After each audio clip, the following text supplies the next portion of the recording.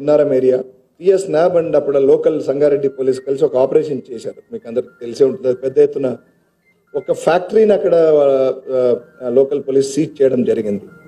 Alprazolam produce చేస్తూ పెద్ద ఎత్తున దాన్ని, ఆల్ఫాజోలం ఇస్ ఆల్సో లిక్కర్లో ముఖ్యంగా సారాలో కలుపుతారు. ఇవన్నీ పెద్ద ఎత్తున దాన్ని చేసి మత్తు పదార్థాలు సరఫరా చేస్తున్నారని ఒక దాంతోనప్పుడు అంజిరెడ్డి అనే వ్యక్తి దాన్ని ఆ ఫ్యాక్టరీని నడుపుతాడు.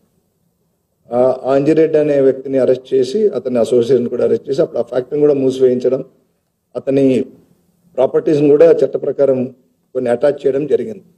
సో ఈ అంజిరెడ్డికి తన శిష్యుడు ఈ నాగరాజు. సో ఇదే ఫ్యాక్టరీలో అతను చెప్తున్నాడు ఈ అంఫెటమైన్ అనే ఒక డ్రగ్ కూడా తయారు చేసి అప్పుడు కొంత పౌడర్ ఇతనికి దాచమని ఇస్తాడు, మన తర్వాత అమ్మాలి 8.5 kgs. అతను చెప్తున్నది 8.5 kgs. మరి ఆల్రెడీ ఇంకా ఇంట్రాగేషన్లో తేలుతుంది, ఇంకా ఆల్రెడీ ఎక్కువ ఉండి ఆల్రెడీ ఎక్కడన్నా సప్లై చేశాడు ఇంకెవరికన్నా. సో దీన్ని అయితే బట్ అట్లా కనపట్లేదు. ఎందుకంటే ఇది ఇచ్చిన తర్వాత కొన్ని రోజులకు అతను జైలుకి వెళ్ళిపోయాడు.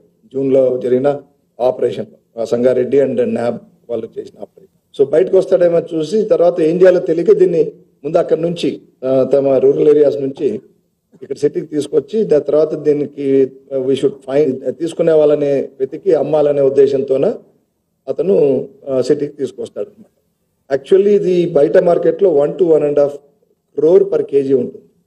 కానీ ఏదో ఒక రేటుకి అమ్మాలా, కనీసం 50 లక్షల కేజీ అయినా సరే అమ్మేసేయాలా, అమ్మి ముందు డబ్బులు తీసుకోవాలా, దీంతో డబ్బులు చేసుకోవాలనే ఉద్దేశంతోన.